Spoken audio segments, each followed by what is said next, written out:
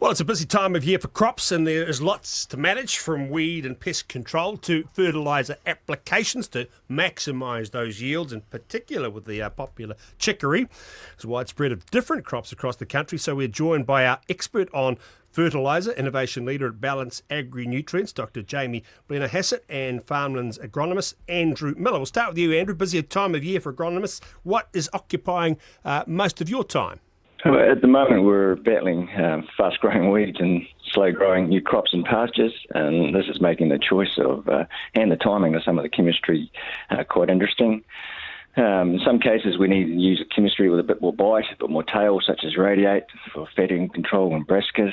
This then limits our options for the next crop, next time around, in terms of plant back. And in some cases, it's actually been simpler and more cost-effective to take a hit on a portion of the paddock or a component of the mix. And this might mean, for example, to save the grass, we take the clover out along with the weeds and aim to stitch it in a bit later on. With crops like chicory, if we wait for all the plants to get to the four-leaf stage, which is optimal, or some of the weeds might be too big to control, so we might compromise and go slightly early, except a slight hit on the chicory for a reasonable level of weed control. When you say slow-growing crops, why are the weeds getting the head start at the moment? What's been the contributing factors to that? A lot of the ground, and this is naturally, the crops in the soil were that wet through the winter early on.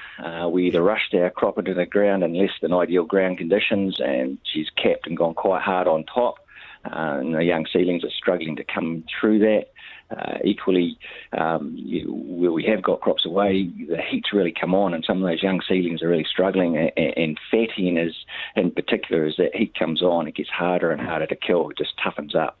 There's some of the decisions. We've got to do a bit of crystal ball gazing, try and work out what's going to happen in 10 days' time, and go from there.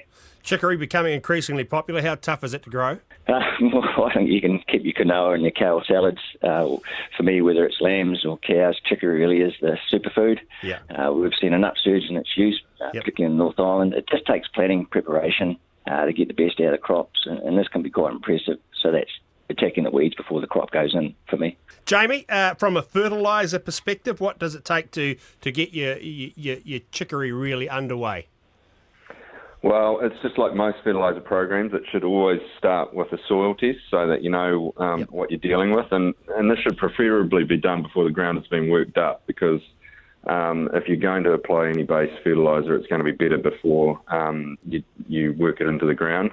Now, one of the things we need to consider with chicory is that it has a deep tap root, and it doesn't necessarily have as many fibrous roots near the surface. So that means that we have to generally have fertility levels higher than you might with some other crops. So you're generally aiming at the higher end of what you might have for a mixed pasture. So this means pH is around about 5.8 to 6.2, Olsen P's in the 30 to 40 range, and potash quick test levels above 8, along with sulphate sulphur greater than 10. So essentially, once you've got your soil test, you look at whether any of these levels are below the optimum, and if they are, you need to come with a base dressing and hopefully hit it before cultivation, or certainly before you get in there and plant.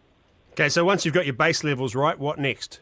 Well, like most crops, chicory should be planted with a starter fertiliser. So DAP is probably about the most common option that's used for this, and if you're applying it with a fertiliser box on a drill, you can probably get away with about 150 kilograms per hectare, but if you're broadcasting it over the top, you probably need to up it to about 250 kgs to get the full effect. So once you've got your starter fertiliser in, then it's just really a matter of waiting until about 4 weeks post-planting, and generally we recommend hitting it with a dressing of about 70 kgs per hectare of sustain, and then basically following with a similar approach after every grazing thereafter.